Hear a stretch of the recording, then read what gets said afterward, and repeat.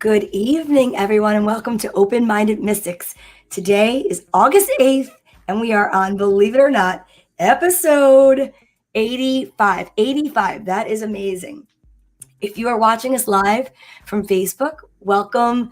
And if it's your first time, I should say welcome. If not, welcome back. And if you're watching us on Facebook, that's awesome. But we are definitely trying to build up our audience on YouTube. So please don't forget to go over there, like, subscribe, and share.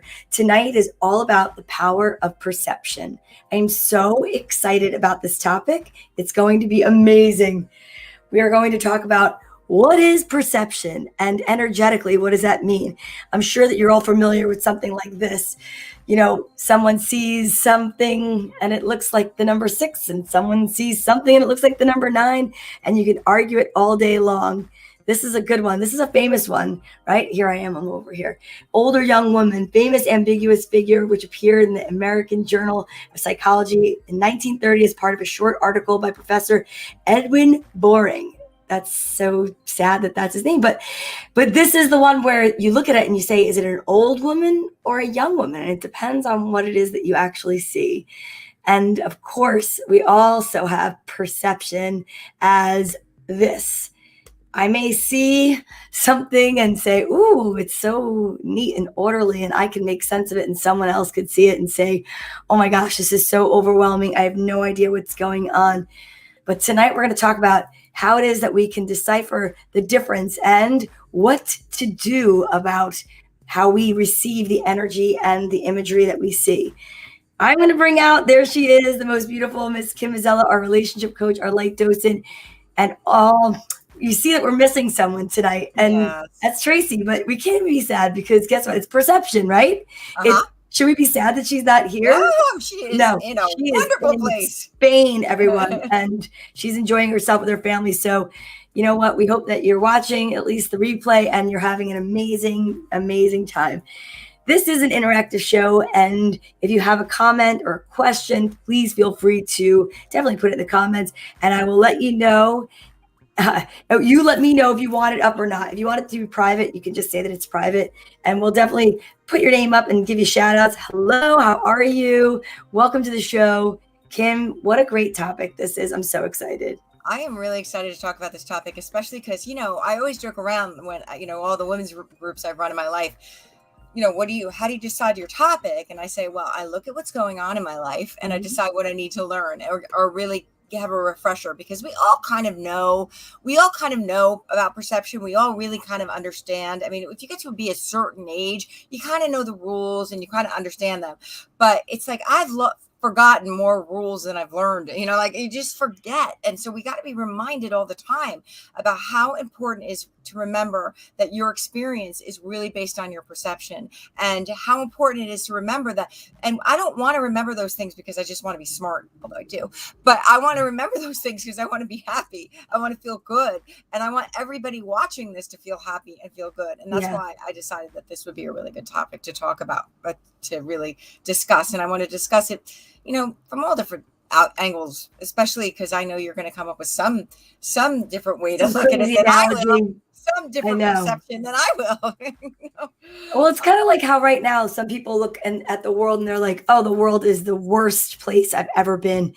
And it's energetically the lowest I've ever felt.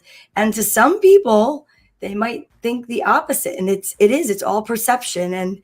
And we all have our own. I mean, think about even just your childhood. If you grew up with a sibling, and I know for myself, I've mentioned things to my brother and said to him, oh my God, I remember that was the most embarrassing moment of my life. And he's like, I don't even remember that. It didn't even hit my radar.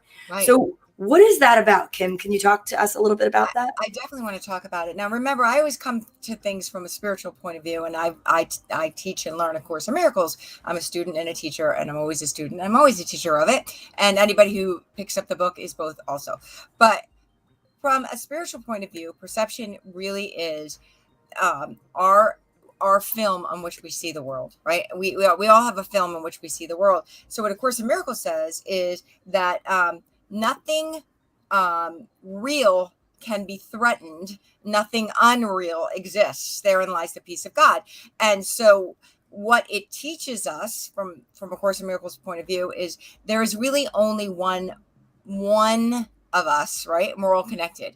And now that doesn't mean that I don't exist separately than you, but what it means is that my experience is something I draw to me, and my experience. This is why witnesses are so unreliable. My experience is always based on my perception. So if I see a difficult world, if I use that a quote from Dickens, it was the worst of times, it was the best of times. If I see a difficult world and I go into it like the world is awful, because you know how people say, oh, I hate people. I would never say that, right? Like, No. I won't ever say that.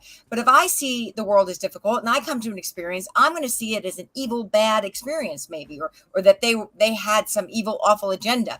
And if you come to the world thinking that everybody's good and harmonious, you may have a totally different experience and have seen other people with a different agenda. So really, your happiness depends on your perception of everything. So I always say there is the experience that we go through. There is our thought about the experience that we go through. That is the most important thing to understand. And the outcome, how you feel, is that space between, is the empowerment of what you think about, right? So Yeah. someone can, okay, so I'll talk about this. When I was a young woman, I had an eating disorder. Right. I had an eating disorder, and it was, terrible. It was treacherous. It lasted for a really long time. And I remember trying so many different things and thinking that I was going to be the person that was going to never recover. Right. And when it dawned on me that recovery had nothing to do with what I was doing, it had to do with what I was thinking about what I was doing. That was when I started to have, then I had power, right? Because I felt like the addiction was something that I just had to do, right? It felt like a compulsion. But when I realized that if I could take a few steps back and think differently and have a different thought, maybe not right then and there when I'm about to do the compulsion, but if I could have a few different thoughts, a few steps back, the way I felt going into something would be different, because the way you think creates the way you feel, right? And the way you feel creates the way you see everything. Does that make sense? Right? It does, but can I put some layman's terms to it? Yeah. So I'm a big fan of football. Yeah. When you go into a huge stadium and you go to watch a game of football, perception wise, half that stadium is going to be happy and half are going to be miserable. Because when you walk in, it's like, and there's so many things that hinge on that. So the perception is that me as a Jets fan, I would always like the Jets to win, but we rarely do, but I'm still a Jets fan. I don't understand that, but I guess it's my addiction. And so, but when you were talking about perception before, that's one of the things that hit me. It's like the team that won is going to think it was the best game. The team that lost thinks it's the worst game. Same game. But they're still in the same game. Yeah. Right. Yeah.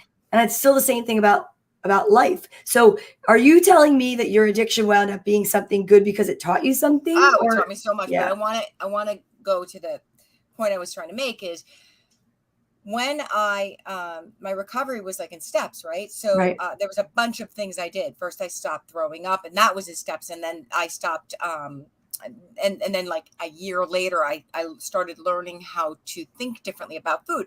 But every time I would do something, again, like slip, that's what they call it, a slip, I would feel like a failure until someone said to me, but there's space between those things. So now your recovery is like 2 weeks.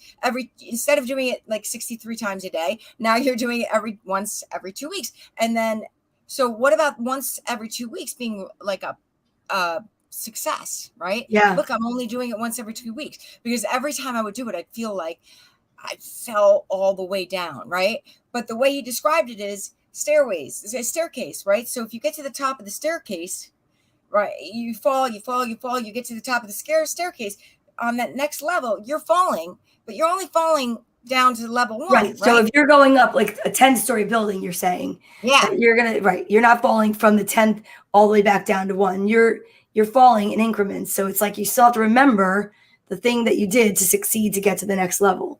So the first piece of perception that really, really made a difference to me was recognizing that there might be a different, better way to see this. There might be a way to see this, because somebody out there making what I make a year might be like, woohoo, we're living on Easy Street, right? Yeah. And someone out there making what I making a year might be horrified, right? Like, it is. No, only kidding. No, but it's perception. It's perception, right?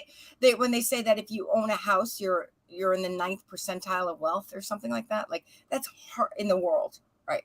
It's hard to imagine, but if you own a house, like that's amazing, especially living in America, because it doesn't feel like an impossible thing. Well, for our kids maybe, but it doesn't feel like an impossible thing.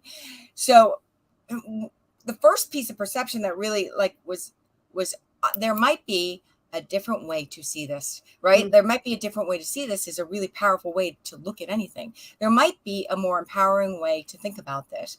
And because someone out there is thinking it's the best of times, right? Having your same experience. Someone out there is looking at what you're doing right now, maybe having your same experience and going, look how far I've come, right? Yep. Maybe having your experience and go, look how far I come. Because when I know people who make a certain amount of money and they'll complain about what they make, and I'm like, I'm sorry you can't afford your Tesla right now, but like you know, I mean, like we're all at different levels, and there's always a way that you could look at whatever you're experiencing, really feel empowered by it. And but then you could say, well, that's failing. Well, if you know, of course, if you know the way the law of attraction works, which I want to just tie in. I think we have to definitely tie that into this. We have to tie it into it. The way you feel right now is what you're attracting, period. End of discussion. The way you feel right now, you're attracting more of that, right? So if you're feeling like I'm not enough, I promise you the universe is going to say, yep, I'm ordering you more feeling of not enough. If you're feeling like, and I want to just mention something, you could change the way you feel. You can change the way you feel, because I used to look in the mirror and see, I don't know what I saw, but like it's hard for me to imagine, because I look in the mirror and go, rock on, Kim. Like I don't rock on, Kim, she said. You know, I think we should all get up in the morning and say rock on to your bad self. Yeah. Like, look at me. I have my arms that move, and I have, you know, I have hair, and I'm able to smile and have all my teeth. Like there's so many things that I could look at in my, you know, and if you don't have all your teeth, you have some of your teeth, you know, like there's still things that you could look at. It's all a matter of deciding whether or not you can be happy.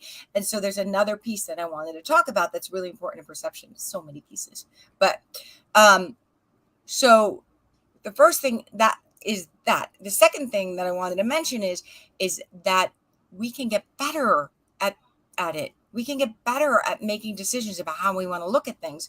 So I always talk about the fact that if you think about how you're looking at anything as choosing a teacher, right?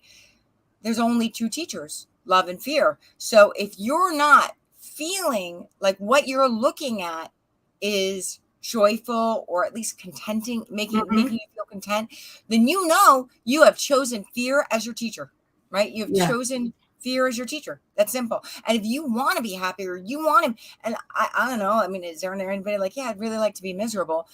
I mean, no, but do you ever walk around and see people that you definitely look at and you say, I think that they do? So, because you know what? It's like some people, I truly believe, only know how to live in a low energy. I've seen it before, and you want to help them, and you want to like hand them a rope.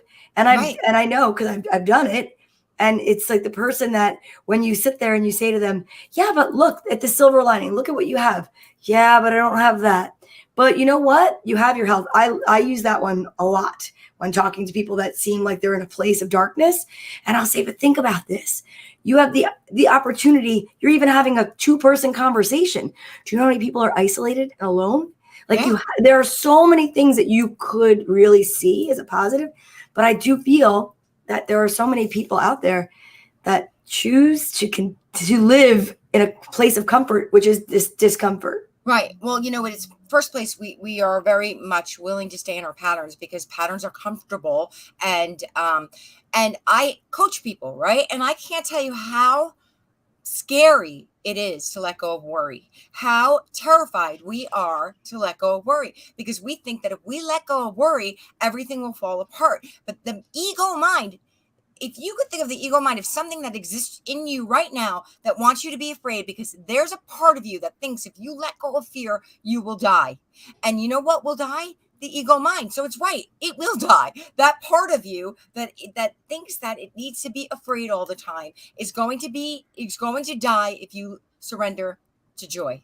It will die. But the thing is you win in the end. So but it is scary, because I can't tell you how often I coach people and we practice thinking differently. And there's so many yeah buts.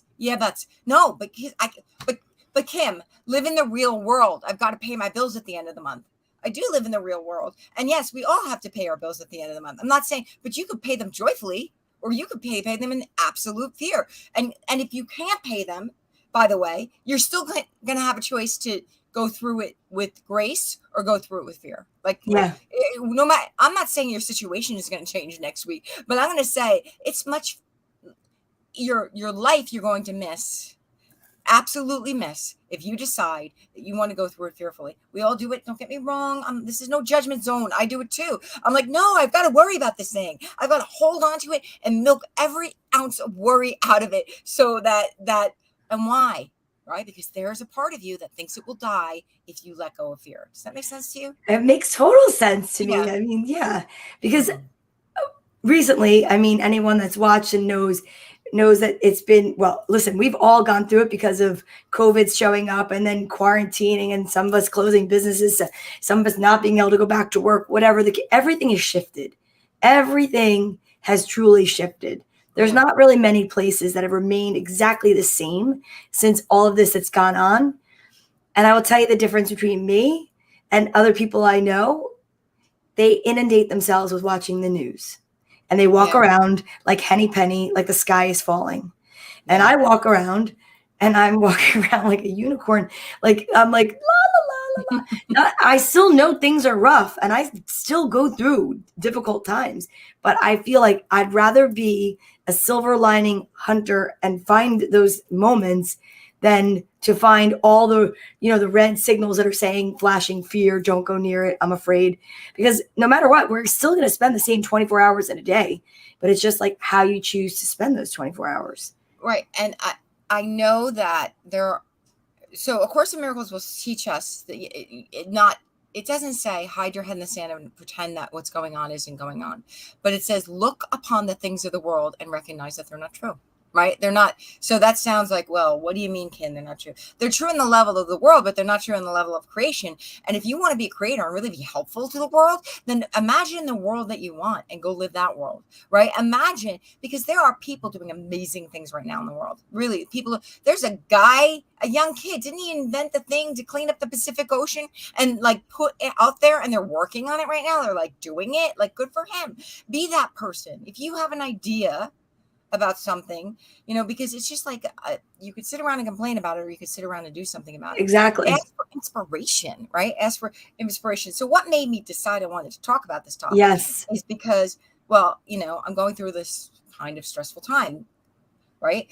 Which we all are all the time. Life is always stressful. We're all going through stressful times. That's right. So I was having this conversation, and my partner was saying to me, this is going wrong, and this is going wrong, and this is going wrong, and this is going wrong. And I'm like, yeah, but we've been able to pay for all those things, right? We've been able to pay for all those things. Isn't that amazing? Like, wow. And then he'll be like, oh, well, yeah, but what about tomorrow? I'm like, but tomorrow, here's the thing. Tomorrow is not guaranteed. But today is. So there's a piece that is so important. If you really, really want to work this and really like move into a perception, you have to understand that there's a piece of it called surrendering. And surrendering is this: my way is causing me fear, right? My way is causing me fear. And so, and you can say, well, but if your way has gotten you here, yeah, but imagine if I wasn't in fear, where I could have gotten, right? My way is causing me fear. So then you could say, well, whose way won't cause you fear? Well, that's when you do surrender and you ask the universe or God or whatever you believe in, or a stream of light, or whatever is your thing. Ask the angels, ask your guides, ask the doorknob, whatever you believe in out there that is power, your power and strength. Some people think it's the highest voice within you, right? Like there's that highest voice, and they call it the still silent voice or the still quiet voice. That's within all of us. That it is about surrendering to a different way. Surrendering is involved in a higher perception, because my thoughts are not going to train themselves to think differently if I don't do something. You've got to do something to change the way you think, right? So you see a life coach or a therapist or a life coach or a hairdresser or a hairdresser. Yeah. Or, you try something new. You go Your inner voice. Yeah. Meditate. Meditation is huge. Right? Like I constantly am talking about that. And you try it a different way. It's interesting talking about trying it a different way. And if Cheryl is ever going to watch this video, she should watch it now. Say her name, Cheryl. Cheryl Beneduce Bach. Beneduce Bach. I owe you one, because she had told me you can clean your whole house with thieves. And I'm like, right. It's going to clean my windows. And she promised me yes. So Cheryl, I owe you one. You're right. I cleaned my entire house with thieves, every single surface, my first place. People walked in and went, your house smells so good. So good. It's amazing. Right? I love it. My toilet bowls were clean. My windows were shiny. My mirrors were shiny. Everything looked clean. I really didn't think it would work on my mirrors. So shame on me. I tried it a different way. I embraced a different perception, and here we are. Isn't that great? Yeah. So thanks, Cheryl. And I really and my house smells so good. And so I'm definitely going to be using that going forward. Yeah. She's amazing. She's amazing. Just amazing. In fact, I'll tell you something else.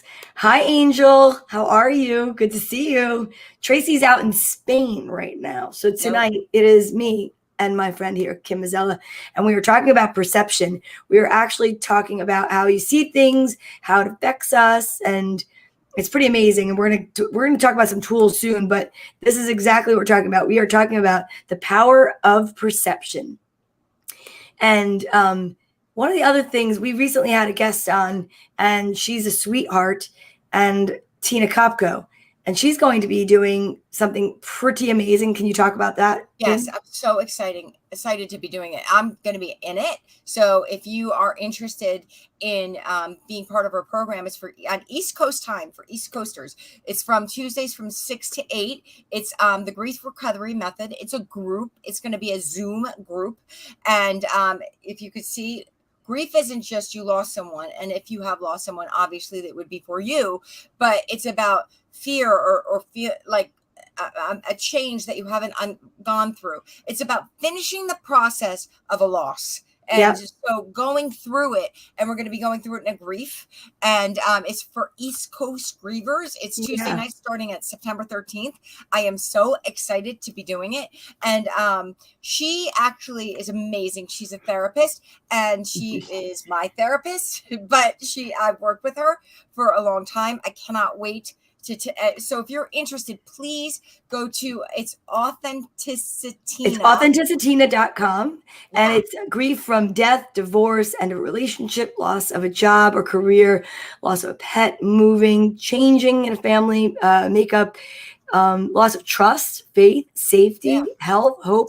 Like Kim just said, there's so many different ways of going through grief, and it's not all just because of a physical loss of a person, but it can be so many different things.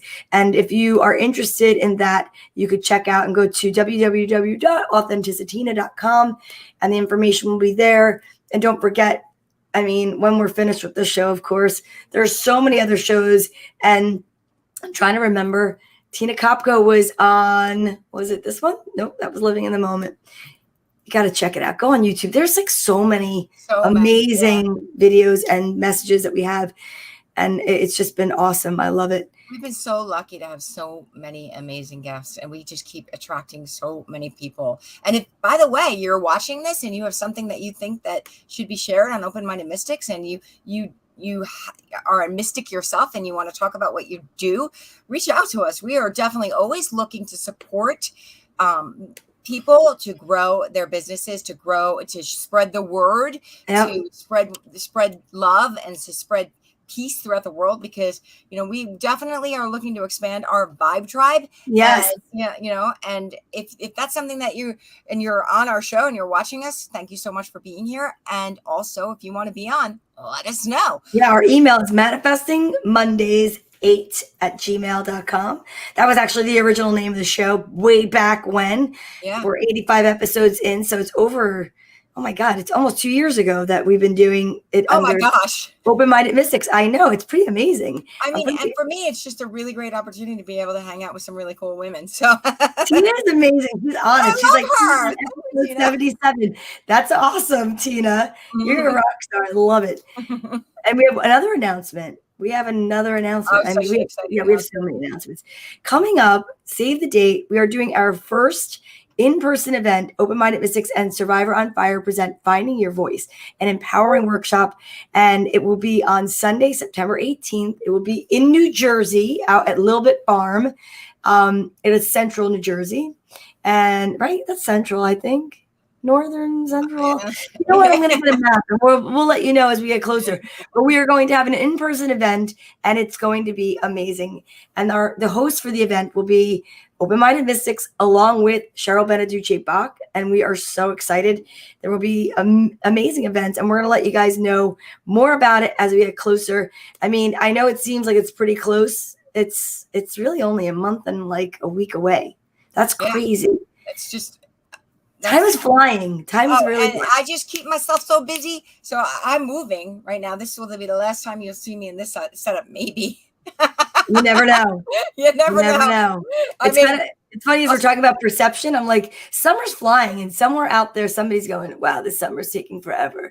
So that's another part of perception, right? I mean, the way that we look at things. And the truth is, so there's two ways that we, according to A Course in Miracles, there's two ways that the world shows up to us. It's projection or extension, right? So projection is based in fear, and so an extension is based in love. And so we always want to move on to the oops, wrong one. Sorry. The platform of love. And so if the only thing that is what we were talking about when we first started talking about this is there's what is truth? What is true, right? Because so many people are fighting to keep their smallness or fears. Nothing against you, me too. We all do it, right? Because we're terrified to let go of worry, and we think that it is true. But really, the only thing, according to A Course in Miracles, that's true is what you give away. Right. So what you're giving away is what you're creating right now, right? Your thoughts that you're thinking are creating the way that you're feeling, which is what you're giving away. And so if you want to project your fear, you will see it back. So if your world looks really fearful, then you have power over that, right? Because the power is saying, oh, I created a fearful world. That means I must be thinking fearful thoughts. And then this is where I get the, oh, Kim, but you're saying that I created this. And this is not about blame. This is about, do you want to see yourself as a powerful creator, or do you want to see yourself as small? And if you want to take control of your life, become a powerful creator and just decide, hey, I created this, I can create again. Dr. Wayne Dyer says that all the time. Well, said that all the time, but he's still alive in my mind. So yeah. Well, I think that for so many people, I think it's there's safety in the story. So even if the story, right, the story that you tell over and over, I don't know if my mom is watching. I love my mom, but I'm just going to say this. Growing up, I heard my mom, and she talked about her divorce on repeat. And it was as if it happened yesterday. And people within the past even 5 years, would sit in a room, let's say in my salon, and she would talk about it. And you would think that the divorce happened literally, I don't know, 5 months ago. Wow. And it happened 45 years ago. I'm 50 years old. I was 5 years old. My parents got divorced. But some people hold on to stuff with such, like, they need to just keep telling the story. And I feel like, you can change the ending. And I think so many people forget to put in the ending of like where you are now. Like, for instance, she's married to someone that she really loves and gets along with. That would not have happened had she stayed married to my father. So it's like, if we can just like let our story be known and also include the happier endings, or it's not over.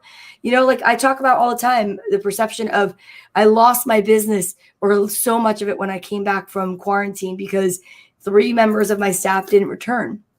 the truth is, the silver lining I've found from it, it took me 2 years to get there, is, when I thought that I maybe had to close or change what was going on in my business model, wow, I know that if those 3 people were still there, I would have had to consider their feelings, because that's me as a person in making my decision. And I probably would have had more fear about how will I do something different and take away I felt responsible for their success. But yet because they weren't there, I felt more like, oh, I'm just responsible for me, when really that's been the truth all along. Well, isn't it true? That's so amazing. And what I love is that you found like the lotus flower in the mud, right? Like they always say that the lotus flowers grow in like the murkiest places, and you were able to find. Now there are some things out there that are really treacherous. People die, right? People die. People we love die, and that's treacherous. And I honestly think that the world is created, and we are not supposed to let the grass grow too green under our feet. We're supposed to keep moving forward, as treacherous as that is. That's why you go to grief recovery groups. Nothing, right? Yeah. Because we will always lose what we hold on to. Right. That's why the only thing you get to keep is the thing you give away. That's why every day in relationship, you give them away. Every day you hold on to nothing. And that is a hard way to live, man. That's scary, right? It is scary. It is terrifying. I'm not saying I do it every day. Hello. Hi, Andy. Guten Tag. Well, it's from Germany, so it's good morning for him. Good morning. Isn't that amazing? Perception. Yeah. It's nighttime for us. Yeah. You're perfect timing, Andy. Thank you so much for that. And it's so true, because somebody right now is waking up and they're saying it's the morning. And they're not wrong. It just depends on where you are in your journey. Depends where you're standing. Is it a 6 or is it a 9? That's right? so cool, Andy. It really is so cool. That was pretty cool. That's awesome. So I'm going to be an empty nester for the first time. Right. And I am online. I'm on all these moms forums for 2 different schools. And you hear all the moms, and some of the moms are thinking it's like the greatest thing in the world. Like they're going to travel and they're going to go up. And then, and to me, it's like, okay, right. Like, okay. And I keep thinking like, this is going to be a good thing. It's really going to be a good thing. Growth is painful sometimes, right? Like growth and is painful. I mean, growth is hard sometimes. I mean, I remember my son physically growing, crying about it. Yes. My kids were the same way, growing pains. Growing pains. But if we can remember that the grass is not supposed to grow around us, we're supposed to walk on it and move forward. It's really hard. And so surrendering is such an important thing in perception. I surrender my perception of this. I know that there is a better way to see it. So there's a line in the Course in Miracles that says, I could choose peace instead of this. I love that line. I could choose peace instead of this. It's actually used to be on my wall, but I took it away because I'm taking everything out of this room eventually. Taking it all, baby. Moving again. Hopefully it's not going to be my last time. It's growth. It's growth. Mm-hmm. That's what it is, which is great. It's yes. all the way that you look at it, right? Yeah, it absolutely is. So when it comes to like, what can I do? Right. It's first place. We live in such a great time, right? I was watching before on YouTube, some guy was like, 8 signs that you're weird. I'm like, oh, I got to watch this. I need to know. And how many signs did you have? I only got to 4 and then I fell asleep. So far, so good. Now I want to know if I check any of those boxes. I'm okay with it though. Yeah. It's perception. That's right. Perception, because it's exactly that. Like if you find like-minded people and that are in the same group, listen, like when I was a kid, I used to walk around and I looked like, this actually, and right, this is a picture, and I look like this. To me, my perception was I was this nerdy little goofy kid, right? Mm-hmm. And the 3 of us, and that's my brother and my cousin, we all have the same haircut. And to me, I looked feminine. To my brother and my cousin, they looked masculine. But the truth is we all had the same bowl haircut. But it's perception, right? It's totally perception. And it's like the way that you look at yourself. But I remember walking around looking like Cyndi Lauper. And some people would say, wow, you look really cool or whatever. Or even my hair was pink a couple weeks ago. And I was with someone and he still could not believe it. No matter where we went, people were like, I love your hair. Right. And now Because I feel most of like, us want the courage to do that, I right? just Like think it's so funny. And I never thought it took courage. you don't think it takes courage. Well, that's one of the things is I was talking to my son the other day, and he was talking about how he's very thin, right? He's very tall and very thin, and he sees it as this treacherous, awful thing, right? He describes himself in terrible ways sometimes about being so tall and so thin, and I'll say to him, "Oh, ye of not understanding, like right now." You're in 20 years, you're going to look back and go, why didn't I appreciate that more? Now, I I think don't, that, yeah. yeah, right. Why didn't I appreciate it more? And I'd say there are people who look at you and wish that they look like you, wish that they could look like you, wish they were 6'3" and skinny. There's a lot of, and there are people that wish they were shorter. Like you're always going to find someone who wants to be exactly what you look like. Or where And you are. yeah. And have you ever looked back at pictures of when you were young? Not maybe then, but like a different time when you thought you look goofy and you look back and you're like, I was so cute. Why was I so hard on myself? Like, why was I so hard on myself? Well, there's a really great, one day I was in therapy and my therapist said to me, I want you to imagine yourself outside yourself as a little girl. And I want you to picture that little girl and I want you to say some nice things to that little girl. And it was like, that was really a challenging thing because you're right. We are so easy to criticize Right. ourselves. And yet when we see someone criticizing someone, we're like, hey, and you jump to their defense. But when you bully yourself, Right. right, the perception is like, well, I'm just trying to be honest with myself. And you're like, what are you talking about? Like, you're being so rough on yourself. I see that a lot when people say, when they have a small baby and they're like, I can't wait till this kid grows up.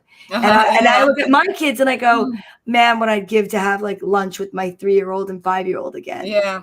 Yeah. Yeah. It's so true. It's where you are in the journey and what it feels like at that moment and it's so interesting. And I guess that's why I know you are a huge fan and you talk about journaling because Yes. that's probably a really good way to look back and to say, It's well, really wow. actually interesting that you mentioned that because I pulled out all my journals and my journals are all letters to God, right? That's how I write in a journal.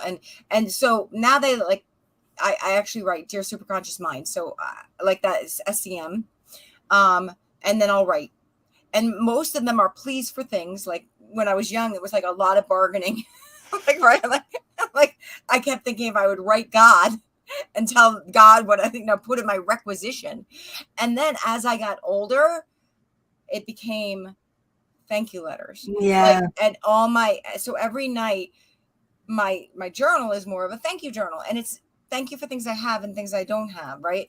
But you can see as you age, the things that were important when you were young are just not that important anymore. I look at the things that were so devastating to me when I was young and I'll think, wow, first, thank God I'm not there anymore. Like, Yeah. especially the pain in my 20s in a journal. And I actually was just talking about, do I throw them out? Like, it's all pain. Like, Well, you could burn them. I think yeah, that I might be a probably really should. cool way of, They're letting like them go. books, they're like in big crates. I might burn the house down if I burn No. it. You have to do that outside. We can do that outside for a Like a ritual. I think it big might be a bug. good idea.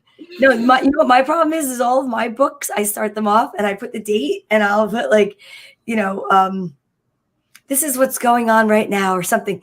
And then I find a book and I flip through it. I'm like, this is blank. And then I find the first page and it's like 3 years old and it's just got one note in it. And it's just like, I am so not good at journaling or keeping things, but that's my method. And, you were part of that, Kim, like for my birthday. And I have this thing where I write, instead of writing in a journal, like what you do and log a whole thing, I will do like fortune cookie pieces and like write down either something I want to let go of or something I'd like to achieve. And then I release it right away, whether it be releasing it, hoping, putting my order in with Amazon. I'm like hoping the universe can like, overnight me things or whatever it's called from Amazon. I can't even think of it because I don't even care. But, and now, I started something else I wanted to tell you. So did you ever talk about someone and you haven't heard from them for a long time and then you start mentioning them and then all of a sudden they start coming around? So my new thing now, have you ever had that? Oh, absolutely. All the time, right? But yeah, or someone pops into your head and then you see them 3 days later. Yeah. Like, I have that all the time. Mm-hmm. So I started doing this with my friend from work, Michelle. I started saying, "So have you seen $1 Million lately? How's $1 Million doing? I wonder how $1 Million is doing," because I decided that's going to be my new way of manifesting my financial freedom. It's funny because like one of the things about manifesting that like I love manifesting because I love the idea of you can think things into light and breathe things into being, right? Because isn't that what projection is? But I feel like one of the things that we get wrong with manifesting, and one of the things perception might be helpful with, is the idea of we're placing our order. It's such a lower. Don't get me wrong, we all do it. This is not like we shouldn't be doing it. We should all day long. But when you get to the point where the goal of manifesting is to realize you can do it, so that you realize you don't need to, because it's really about creating joy in the moment, right? About being happy. Because if you understand that when you're manifesting something, you're attracting it to you, you really they say when you pass over and you become spirit, you manifest everything you think about, right? Immediately it shows up, right? It's spirit. There are some people, I don't want to manifest back in my life. You get really good at your thoughts, right? This is according to is it Sonia Choquette? Who said that? Abraham Hicks? I don't know. But in this life, we got to get good at it so we can understand. We draw things to us. Let's draw to us the things that we really want. And let's believe in it so much that we can create a peaceful world. So when you're watching the news and you're getting all hysterical, your job is to say, oh, that's going on. Oh, what do I want? How about that instead? And this was what was happening this morning, is that I was with someone who was complaining about what was going on. And I'd be like, well, what do you want? What do you want? Let's talk about that. Let's get excited about that. It's out there. Let's get excited about what we want. And so every single thing that happens to us has an opportunity to teach us what we want. Right. And so I was thinking about your business falling apart, right? Not your business didn't fall apart. The people. Yeah.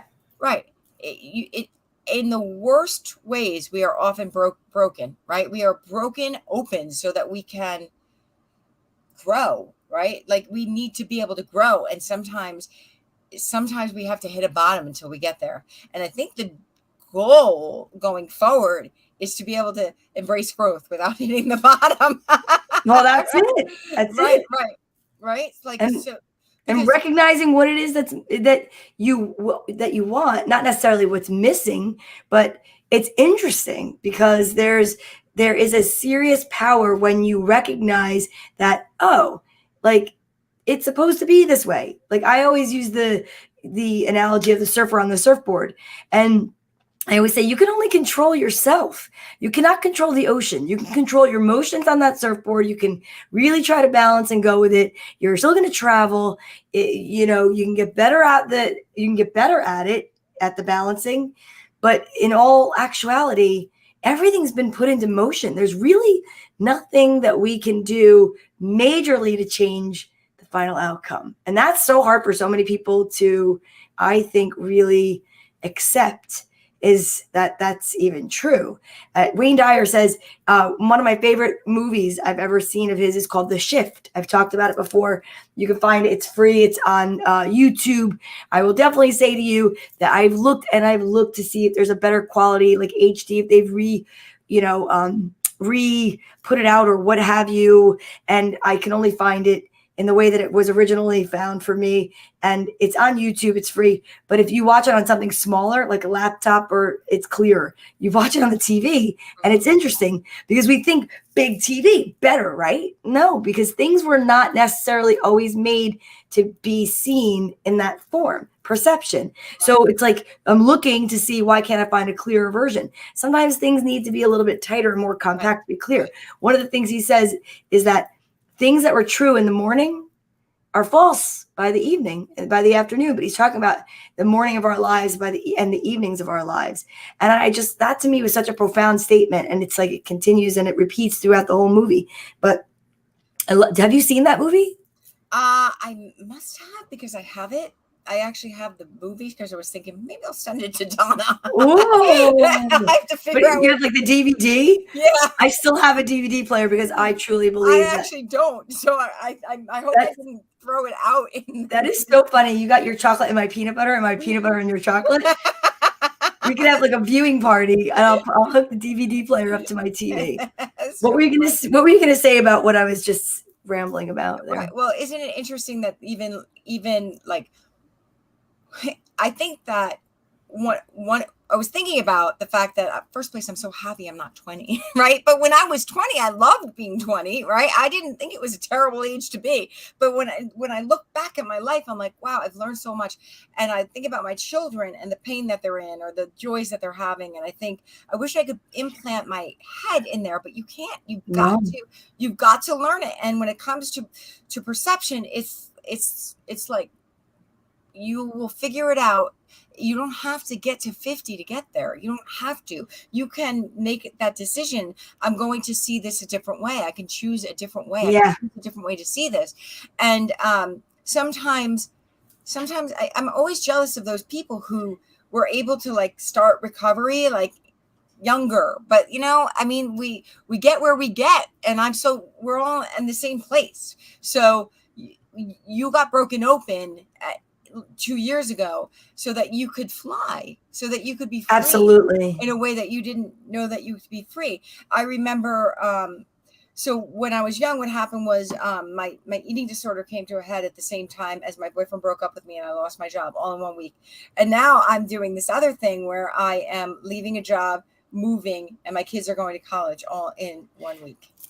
And I'm like, wow, I really like to do treacherous things. You like to do things in threes. I love the threes. And although I want to do every single one of those things, right? I want my kids to fly in school. My son went to school. He's doing really well. My daughter is so excited, and she got the dorm that she wanted, and she has a roommate that she wants. So like, there's all these exciting things, and I'm moving into a home that is so much nicer than the home I'm currently living in, and I'm leaving my job just to go work for myself completely. All great things. But the reason why I decided to do the grief recovery group at this time is because I know that there's always trauma in leaving. Like there's always trauma in leaving. And trauma doesn't mean that it's going to be, treacherous, but trauma means that when you get ripped apart, when you leave something, there is kind of you may leave jagged edges, and I don't really want to do it right. So, and I want to own, because it's funny, because one of the things I'm having a hard time with, and finally, like I had to mention to my boyfriend, was there's a sadness about living on my own, right? Like there's I've done it for a long time. Like there's a sadness and an apprehension about living with someone I've never lived with before, and then you hear the stats that it never works out, and you're like, oh no. Don't tell me those things. And so I had to admit, like, there is a sadness going on with me when it comes to leaving that cocoon of me and my kids, right? Like it was just me and my kids, and moving on from that. I'm excited. I can't wait. And it's not like I'm leaving my kids. They're coming with me. They're just going to be in college. And then when they're home in the summers and on the holidays, it's just going to be a different experience. And so when you change experiences, you could see it as trauma, or you could see it as a joy, and maybe in the same breath you could see it as perception. Yeah, it's the perception. It is definitely, that's a tough one. I mean, we want our children to become more independent, but it's so hard because think of it. It's like, I don't know. I'm not saying your age. I'll say my age. I'm 50. And for 25, half of my life, I've been a mom. So it's like I have a 25-year-old, she'll be 26 in August. And I think to myself, that's my identity. Yeah. For longer than it is than not being a mom. It's right. Almost right there. So, it's pretty wild because it's scary. It's like I've also lived on my own with my kids in that like little tripod situation. Yeah. And it's really hard because when you've balanced yourself, which is not always so easy with the three legs of a stool, the idea of becoming, either, well, now you may be going completely just on your own with, Rob, but, and that's the 2 legs. That's like, oof, those are some stilts, but like, it's challenging. Tina Right. made a beautiful comment. She said, "Thank you for your emotional honesty." Oh, thanks, Tina. I love Tina. I love her so much. Should have had her on today just to like bring her on as a little.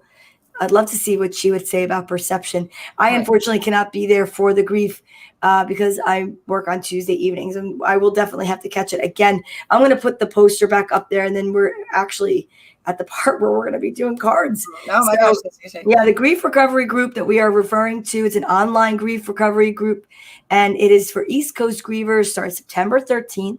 Tina Kopko is going to be running this group, and she's on episode 77 with us, and she's a certified grief recovery specialist. And Kim is going to be a part of it. I also think that Tracy's going to be a part of it. Yeah. I'm really excited about that. You can go to authenticitina.com. It's at the bottom, scrolling across. If you'd like to get more information, and grief recovery is possible. I love that. And it's from 6 to 8 p.m. Eastern Standard Time. The EDT thing always threw me off because it's Eastern Daylight Time. It's like I can't figure out what anything is being called anymore. Now what it's are like, we in right now? Whatever we're in that. Yeah, exactly. It's like Eastern Standard Time is now identifying as Eastern Daylight When your Time. clock's at 6 and you live on the East Coast. Exactly. Exactly. So that's very exciting. I'm really happy about that. Yeah, it's really interesting because Rob has expressed a desire to be in it too. I'm like, I don't think you can be in my group. Well, this would be what it would be. This would be Kim and this would be Rob. I don't know who's going to be who, but we all know which one's the nice, neat little lines. That'd be Rob, I think, huh? Yeah. Yeah. It's like Rob and Kim will be like this. Wait, no, it's 6, 9. It's 6, 9. It's so funny because he does with things, and he's like, I'm like, well, there's this and this and this. He goes, are you writing this down? I'm like, no.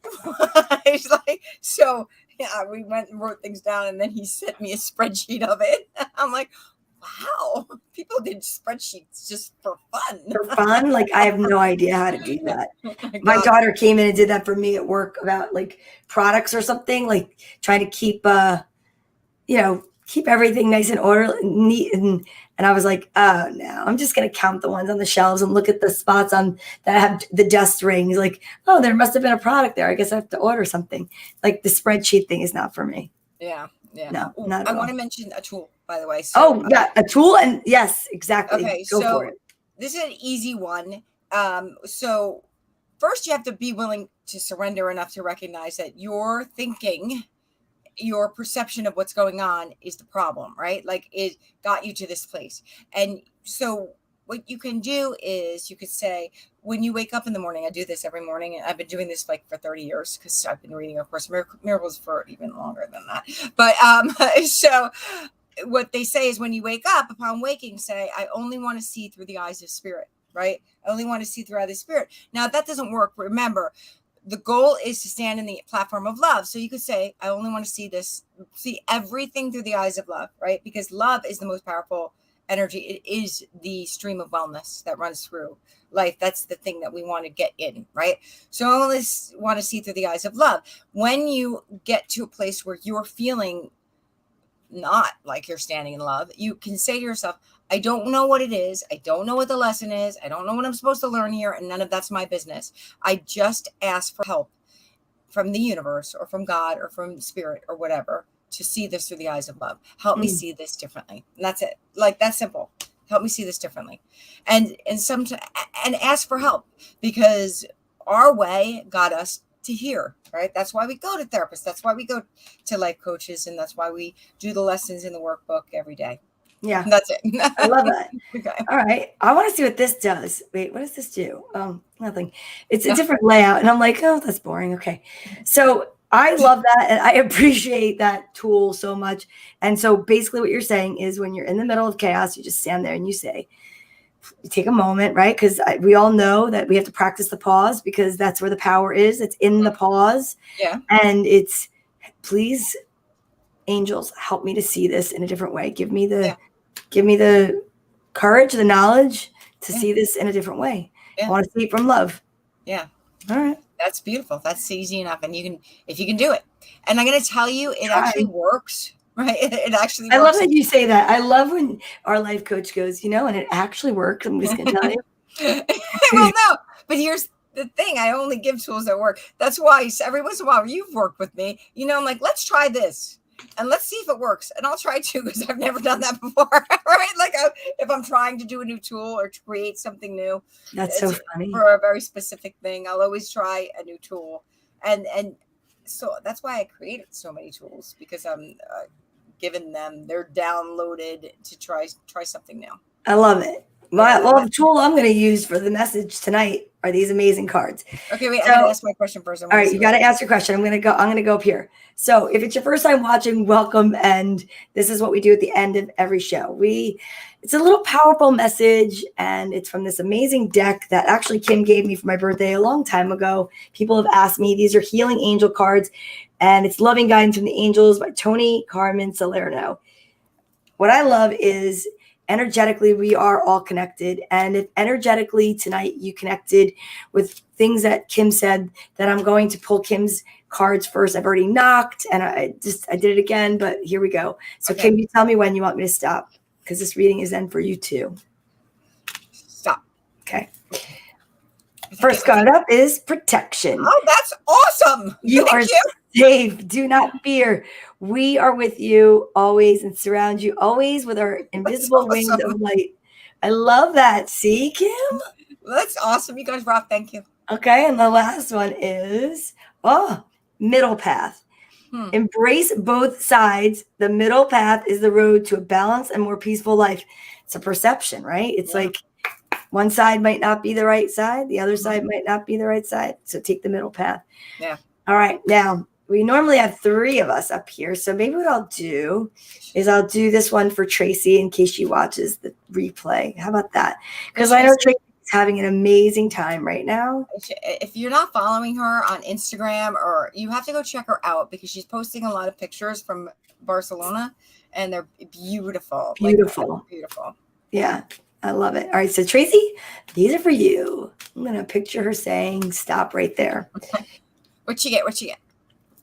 Sacred space. Oh. We, your guardian angels, surround you with emerald, gold, and rose pink light. This is her. See? Surrender your concerns and worries and enter the sacred space of love and healing.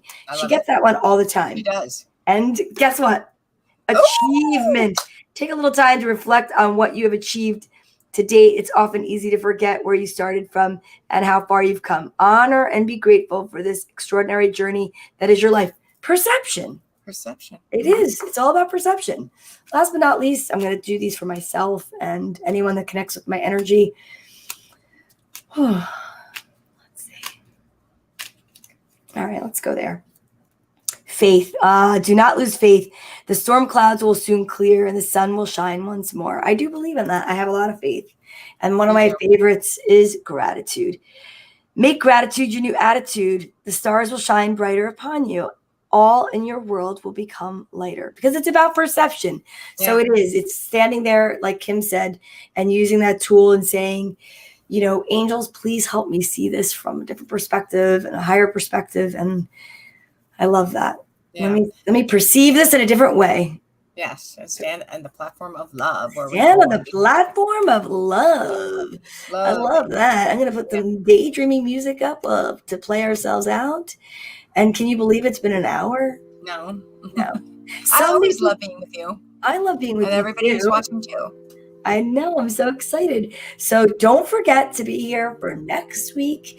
And I want to shout out my friend Mary. Happy birthday, Mary. Happy birthday, Mary. 8th, and she's out in Belize right now. Believe it or not, she's out in Belize. Cool. Yeah. Enjoy your birthday. Yeah, enjoy your birthday. And thank you so much for everyone that watched tonight. Angel and Rita and Tina and Andy. It was wonderful to see you and share the space together. Don't forget, together we can elevate the vibration of the global population. One kind word, one good deed, one day at a time. And we will see you next Monday night. And I can't wait. Good night. I can. Thank you. Bye.